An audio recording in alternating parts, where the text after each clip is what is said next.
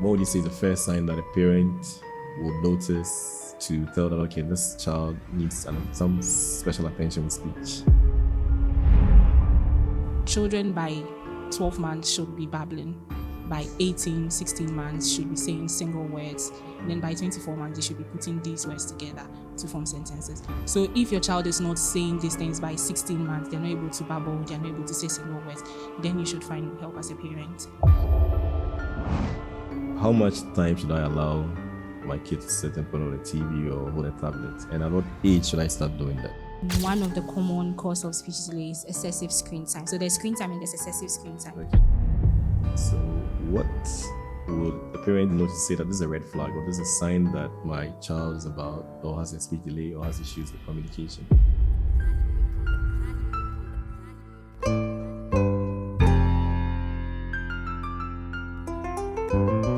All right, Kekeli, welcome to the show.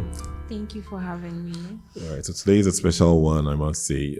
We are engaging someone who worked with us in the early days when we noticed that Kekeli had issues with speech, and she happened to be Kekeli's first speech therapist. So welcome to the show once again, Kekeli. Thank you.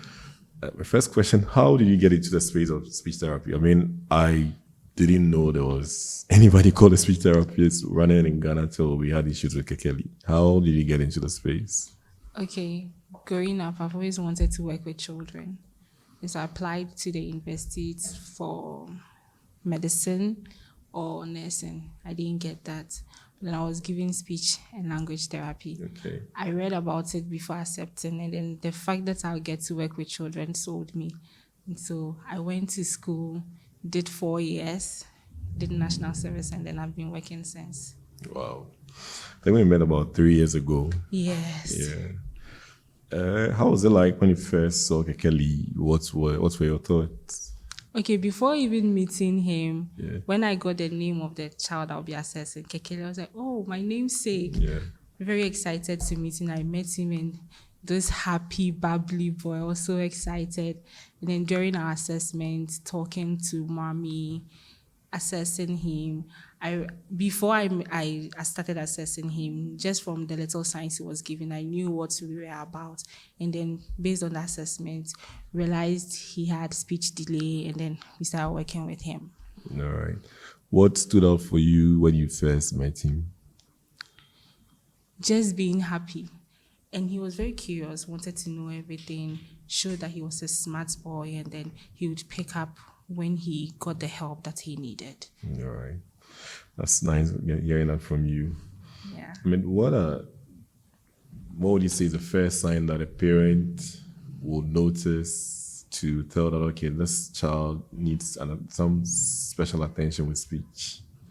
Okay, so first of all, if your child is not communicating or talking as children of his or her age, so as their peers, so if they are not speaking more, they are not interested in talking to you, they are not following simple instructions. So simple instruction like come here, sit down, they are struggling to do that, you should know there's something wrong. Also, when they are not able to express themselves, simply say, Mommy, I'm hungry, or Daddy, I want to pee, I want to wee-wee. If you are not seeing the signs with your kids, then you should find help.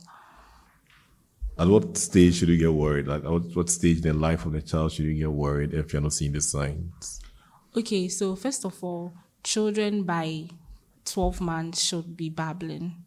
By 18, 16 months should be saying single words. Okay. And then by 24 months, they should be putting these words together to form sentences. So if your child is not saying these things by 16 months, they're not able to babble, they're not able to say single words, then you should find help as a parent. All right. So, I mean, we've been talking about speech delay, and what would you say is a clear definition of speech delay? How different is that from more of a language delay or communication challenge? Okay, so speech delay, language delay is more of, they are both communication difficulties. So speech delay is when the child finds it difficult to produce sounds or words. So they can't say pen, they can't say book. That's a speech delay. And then the language delay is when the child has an idea. Like child can say pen, but then when you ask the child to bring you your pen or look at the pen, they are not able to do that. So language delay is the difficulty in understanding the language and then using the language, which is also different from developmental delays. Okay. The developmental delays are more of a broader thing.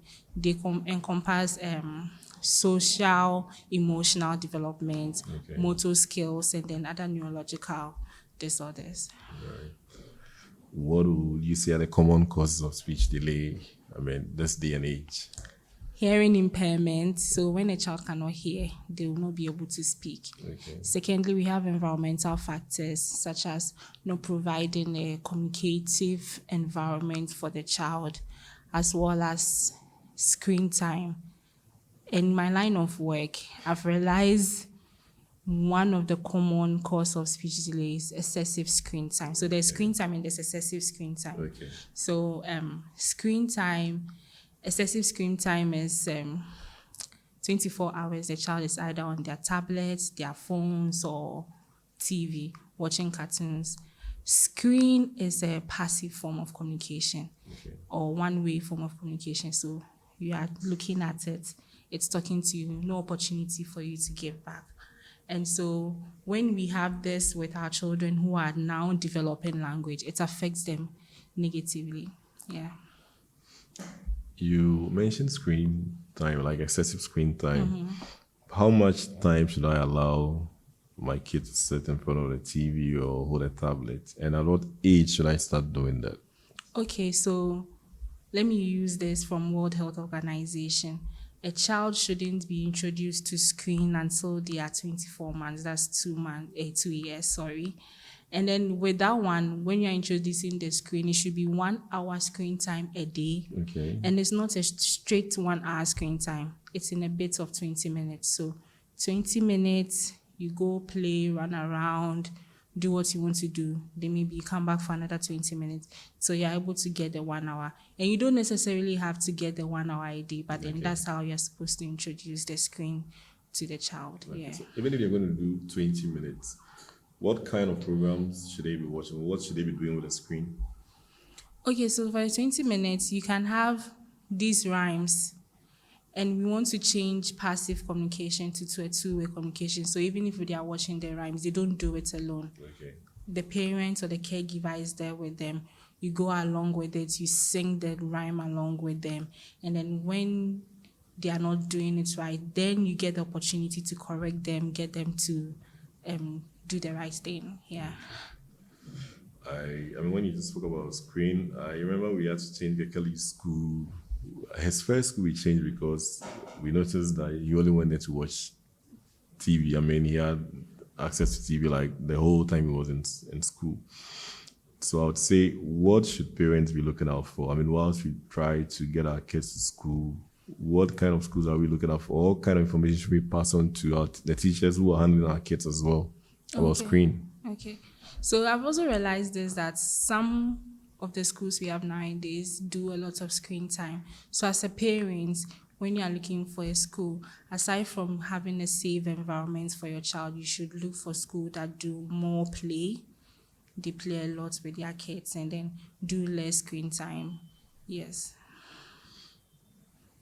So what would a parent notice to say that this is a red flag or this is a sign that my child is about or has a speech delay or has issues with communication? First thing, when your child is reluctant to communicate, probably they know what to say, but then they are not able to say it. When your child is not expressing himself, your child can't tell you whether he's hungry or not. They are pulling you to the fridge or something. When your child is not following simple instructions, come here, what's your name, how old are you? They're not able to answer these basic questions, or then you should be worried. If your child has limited words compared to their peers, so a child of 3 years should be able to say, I'm going home or something, but then your child is not doing that, then you should be worried and find help. Right. What if the child is repeating what they are hearing on TV? So probably hear a sound, they're going to say the same thing, or hear a word, they're saying the same thing over and over. Okay, so children learn through play and repetition. Because if I hear something once and I don't hear it again, I may forget about it. But the more I hear it, the more it's stuck in my mind, the more I can reproduce it. And that's the same way they keep watching the TV. So they keep hearing and hearing and hearing, and then they do it. So when your child is repeating one thing, maybe the best thing to do is to build on it. So they are saying, ball, ball, ball. That's all they are saying. So what can you do to the ball? You build on it. Is it a red ball? Is it a blue ball? So now you're moving the child from just saying one word to two words. So red ball. Yeah. All right. So let's look at simple things that parents can start doing at home when they notice that they have such challenges with their kids. Simple things you can do is to read with your children. And when I say reading, it's not books with lots of words. Hardcover books, because our children can be naughty sometimes. So that's true. Hardcover books with a lot of pictures, but then few words. Then it can be just pictures, no words as well. You just talk about the pictures, what is happening. For instance, a picture may have a girl sleeping. So, girl sleeping. Then you ask, what's the girl doing? Then you are giving opportunity for your child to also communicate with you. So you read, you have conversations with your kids, not sending them conversations, opportunities for them to express themselves and talk back to you. Also do a lot of repetition with our kids, and then use simple language with them, because they are kids and then they cannot understand when you use long sentences as well. All right. Are there toys, activities that we could also play? I mean, you can get at home, activities that you could do at home to help them. Yes, there's a lot of toys.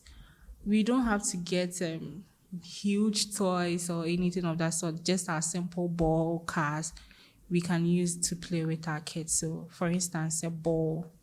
What is a ball? It's round or it's circle.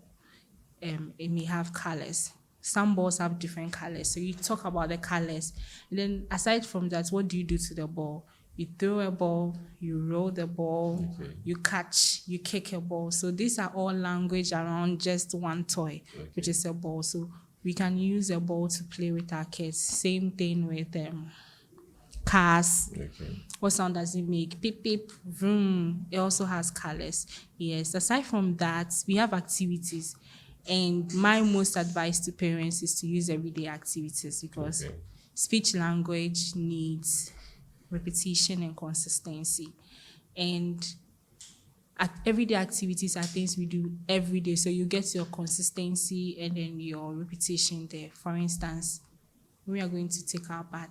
What do we need? Soap, sponge, water, bucket. Then what do we do now? We put the soap in the sponge, we rub it on our body, we pour water on our body, and we clean ourselves with a towel. Then we go to the room, we put on pomade. So whilst you are doing all this, you talk about it. And since it's something you do every day, the child gets the consistency and the repetition that they need. So that's one of the activities that I recommend. All right. When you spoke about repetition and then using the bathroom, I remember when we were trying to take Kelly out to bath, you have to do it over and over and over again. I mean, you don't just do it once and think that it's going to happen. There are instances where he's able to bath, so maybe 2 weeks he's able to bath himself and you are okay. You think that, then you have to go back again and then repeat. So I see how repetition plays a key role. How can we still do this whilst we are seeking therapy or getting them to go through therapy? Can we combine this? What's the role of the parent in doing all these things whilst the kids are seeking therapy? Okay, so the role of parents and caregivers is very crucial, and you need speech therapy alongside doing all these things.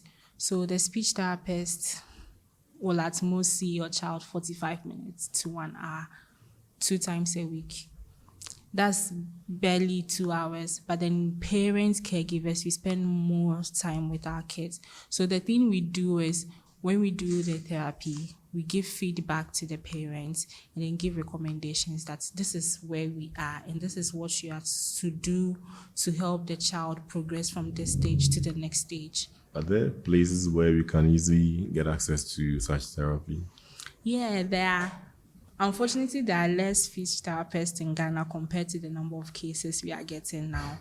But then, most of the major hospitals in every region would have at least one speech therapist there. So, Confanoche, Tamale Teaching Hospital, Eastern Regional Hospital, I think UGMC, Kolebu, and then the rest are more of private practices. Yes, so they are on. You mentioned that the number of cases you're getting now compared to the number of speech therapists that are available, I mean, it's nowhere close to solving the problem. Is there anything in particular that we are doing in this generation that is increasing the issue? I mean, getting kids to have speech delay? Because you mentioned your experience in someone while we were talking.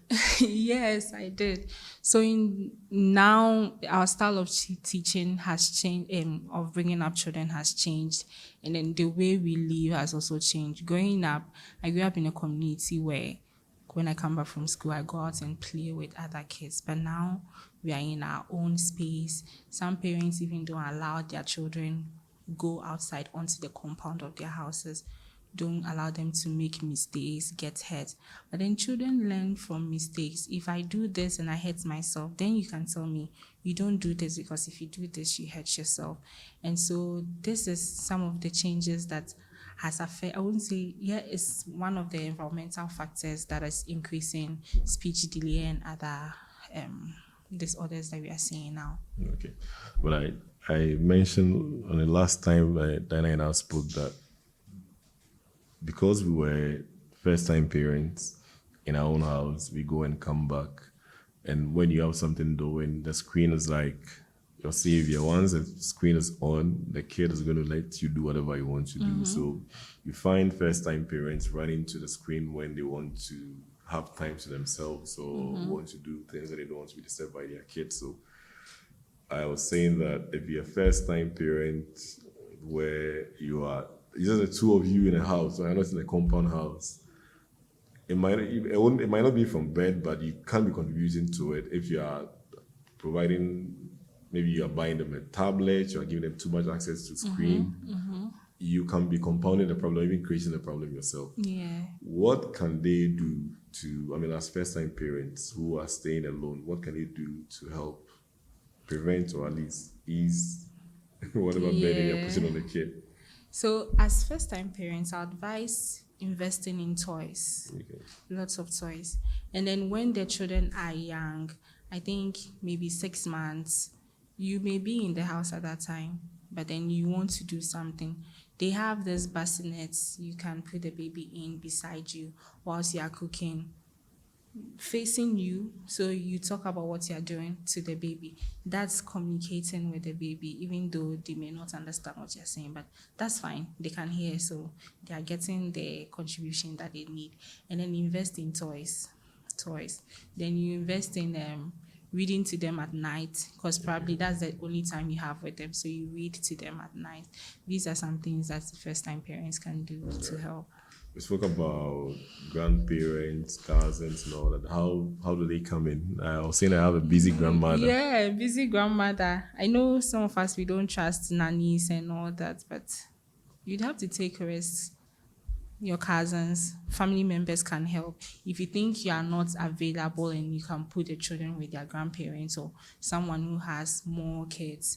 And then you can also invite friends who have other kids for play.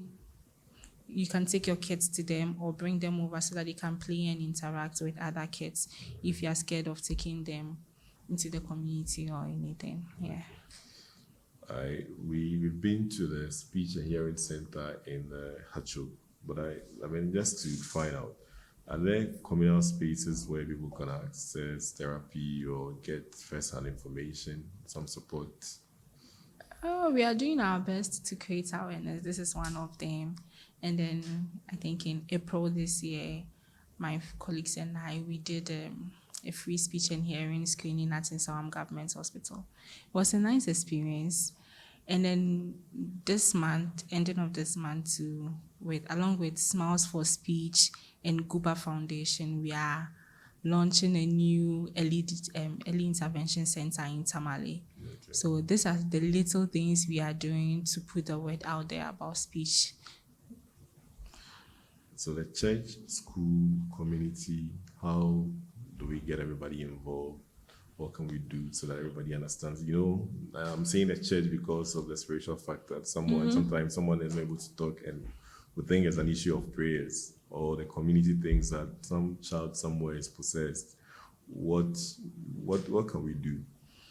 We need to go into the churches, schools, communities, create awareness about speech therapy, and then debunk some of the myths about speech therapy. Yes, I'm a Christian. God gave us the knowledge to think about speech therapy, so we can still do speech therapy and pray if you want to pray.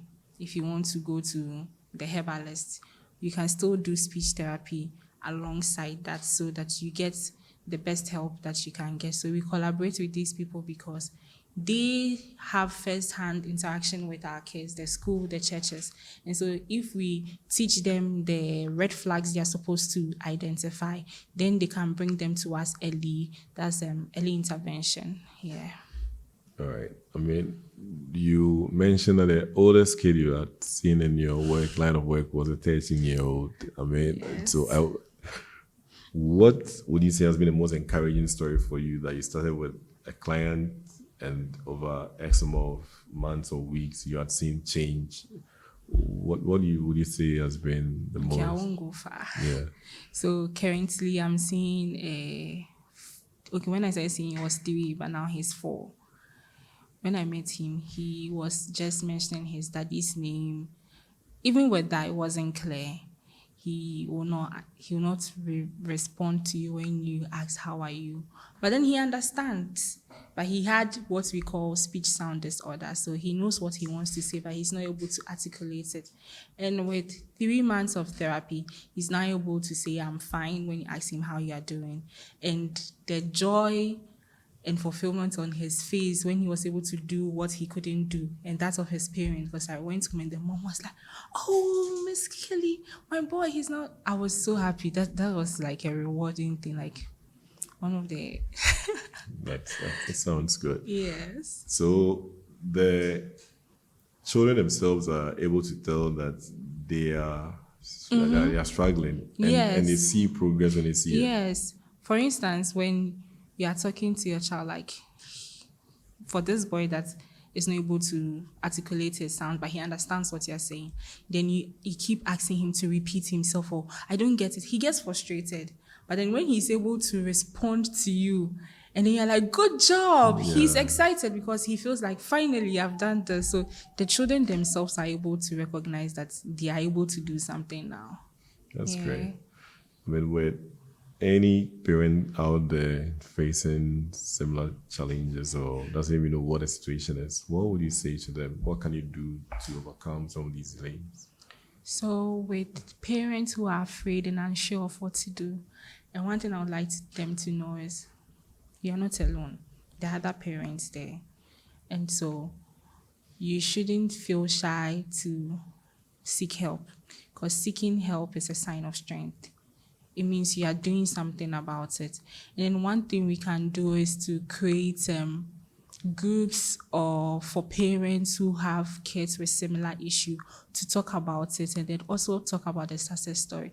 For instance, what you are doing, you've gone through it, you've seen what can come out of it, and so we share our stories and let them know that so long as you seek help, you get progress. And also, speech and language development is a journey, so we should be patient. We shouldn't be in a haste. All right. I've also come across people who are in more of self-denial, or they are in denial. They think that their child is okay, but because of what you have been through, or as a parent, or as especially, you can see that how do we get people to come along? tell them about the success story, even if they are in denial. Because I've met people who are in denial, but I don't know with the few, because some people they come for 1 or 2 sessions to see how it goes, and then they see a difference in their child, and so they keep coming, but then they are still in denial because they think so long as the child is going, is improving, yeah, the child will do also. Because especially with kids with developmental disorders, with that one, no matter how much therapy you do, the child is going to live with this disorder. So no matter how good the child is, it's not going to be like a typical child. Such parents are the most in denial because, oh, my child is improving, it means he can be better. But then they tend to forget that this is something the child is going to live with. For the work you've done so far, what would you say has really worked for you? I mean, you seen kids, and I say Kelly that was the first time I met you.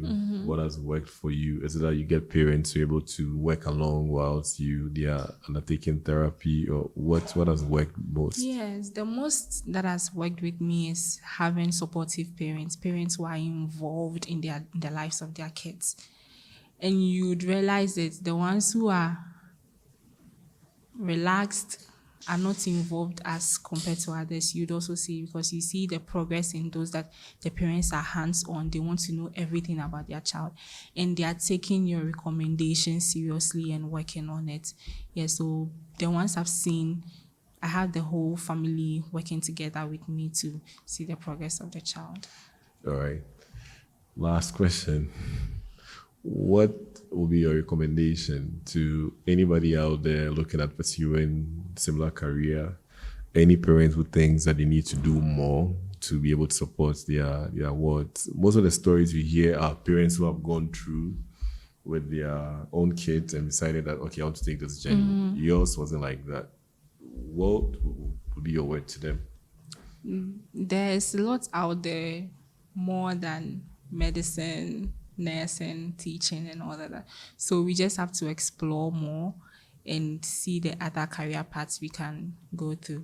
We need more speech therapists. So if there's anyone who is interested, you can come and join us. All right.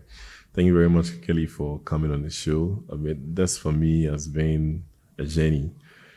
I said it in my work that I knew we needed parents who are like first-time parents needed support. I didn't think that I would be one myself, because I've worked on projects that provided support to first-time parents. But here I am. I've been through the journey myself, and I'm glad that I came across you, and happy that we could connect again. Yeah, thank you for having me. All right. Thank you for coming. Thank you. All right.